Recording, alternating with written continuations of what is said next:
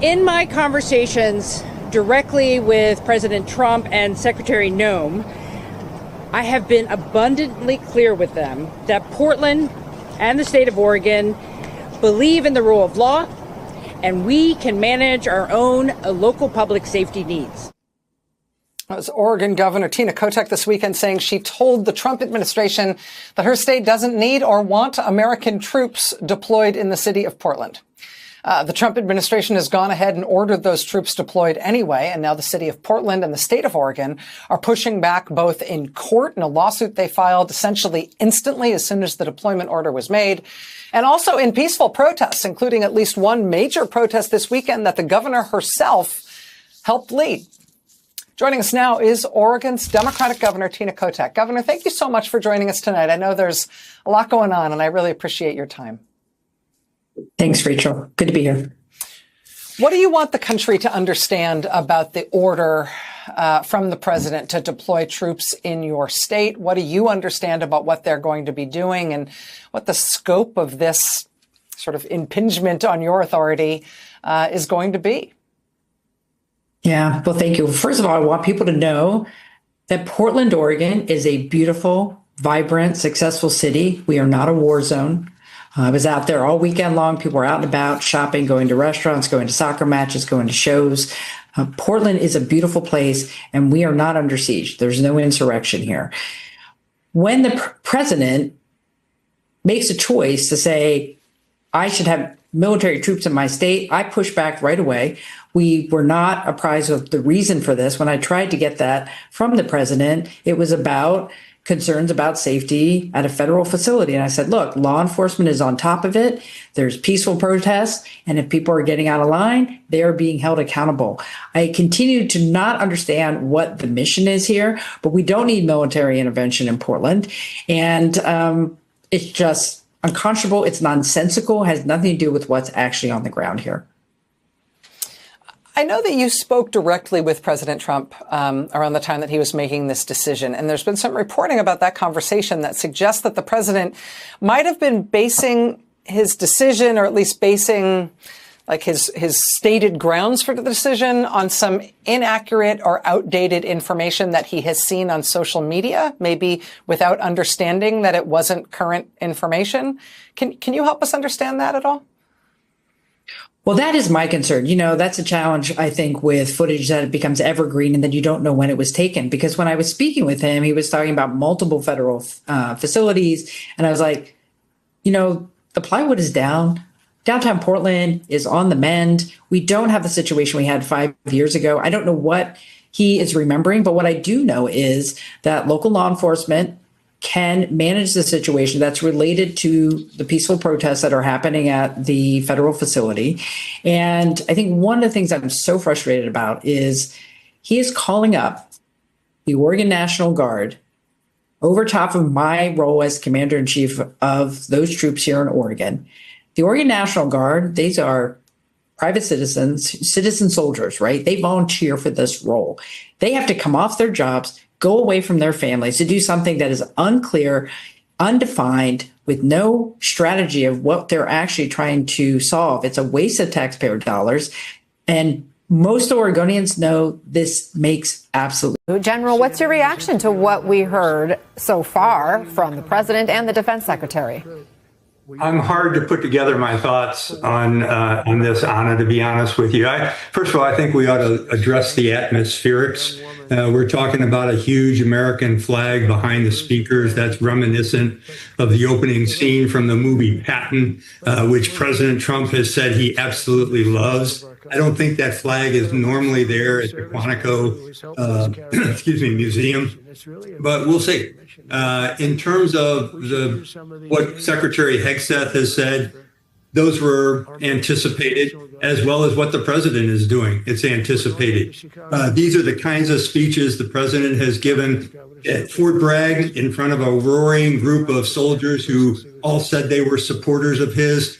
At West Point, I was there when he gave the graduation address. This is somewhat similar to the speech he gave at the UN. It's somewhat shocking, and it's filled with mistruths. And he's addressing a bunch of men and women who serve all over the world, who have firsthand experience in some of the alliances and what he's talking about in terms of warfighting. So I would suspect it's not being taken well. When I first started listening to the speech, I found my mouth open. I just couldn't believe some of the things that were being said to this group of individuals who have such experience. And one last thing I'd say, Anna, the thing I've got to stick up for is the defense of the American military. The soldiers, sailors, airmen, and Marines I've never served with Space Force Guardians, but those four services I've had the opportunity to serve with, not only in combat, but on the joint staff and in various assignments through my career. There are no finer human beings across our force. There is a reason why the other armies of the world say we are the best on the globe. They are well-trained, well-disciplined, and they swear an oath to the Constitution. And I just really find it offensive that anyone is insulting them and claiming that it's their promotions and their advancement through the services are a result of policies or wokeness or DEI, because that's just not true. Those are my thoughts on what I've heard so far. Yeah, I mean, one of the things that has stood out to me was the focus by the defense secretary on appearance and grooming standards and how much people weigh and how that's such an important priority under, his leadership. This is a gathering, General, that required massive logistics and security risks as well. Military officials told NBC News that there were pricey logistical challenges here. Thousands of people scrambling to make last-minute trips, many from their posts in remote parts of the world. One officer saying just getting through the gate will be hilarious. I mean, the costs are one thing, but what about the risks? And based on what we've heard, what's your assessment on whether this event was worth the risk? Well, there's been a lot of people making a big issue of the targeting of this facility, given that all of the military commanders, as well as the secretary and probably many of his officials and the president and many of his officials. And you can make an argument for the fiscal cost and the requirements for everybody to get there and get into a hotel and a rental car to get to Quantico. But I think the costs are greater from the standpoint of what the world is seeing and why this event is taking place. This is an unserious conference. Many people don't know, but the president holds a combatant commanders conference twice a year for all of his major combatant commanders. They normally come in, they have 3 or 4 days in Washington together. It's usually classified because people don't want to know that all the 4 stars and their aides are in one area, but they do it twice a year. So I'm still not sure why this event took place. And it certainly is costly, risky for those who are there, but also risky from the standpoint of how people see us around the globe. Lieutenant General Mark Hertling, always good to have you with us. Governor Tina Kotek laid it out plainly. Portland was no war zone. There was no siege. Life was moving along. People were out at restaurants, soccer matches, and shows. Yet Trump decided to override the state, call in federal troops, and treat a vibrant American city like it was Baghdad in 2003. That's unconstitutional overreach, plain and simple. States have governors for a reason. Local law enforcement exists for a reason. They know their communities. They understand the dynamics on the ground. And they were saying loud and clear, we don't need or want federal troops here. Both the Portland Police and Oregon State Police back that up. When even the cops are saying thanks but no thanks, you'd think a president would respect that, right? No, not Trump. He bulldozed over state authority because it made for good TV and played well to his law and order base. The kicker, he may have been operating on outdated information rather than real intelligence. Reports suggest he was making decisions based on really outdated or recycled social media footage, videos that fail to reflect the current reality. Like, imagine that.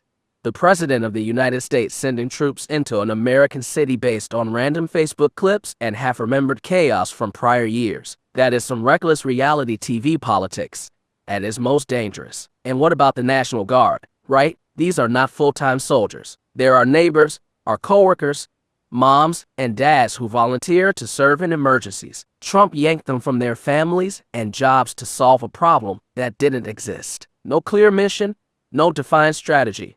just a political stunt that wasted taxpayer dollars and strained local trust. Kodak was right to call it nonsensical, because it was. This is the larger pattern with Trump, turning governance into a stage set. He loves the giant flag draped behind him, the echoes of a patent movie, the military optics. Behind the theatrics lies hollow decision-making driven by ego instead of facts. He asks no questions about what this community actually needs. Healthcare, jobs, nothing. No. Instead, he asks, how does this look for me? Does this make me look good as a powerful, strong boy? That's why Oregonians fought back instantly, with lawsuits, with peaceful protests, with business leaders and mayors saying this is wrong, because they saw what was happening. A president who swore an oath to the Constitution was trampling all over it, sending troops where they were not welcome, creating fear instead of safety, and undermining the very rule of law he claimed to defend. Bottom line, Trump failed to protect Portland. He failed to protect Oregon. He failed to protect America. He protected himself, his image, his narrative. And that's exactly why this move was wrong, fundamentally and politically un-American.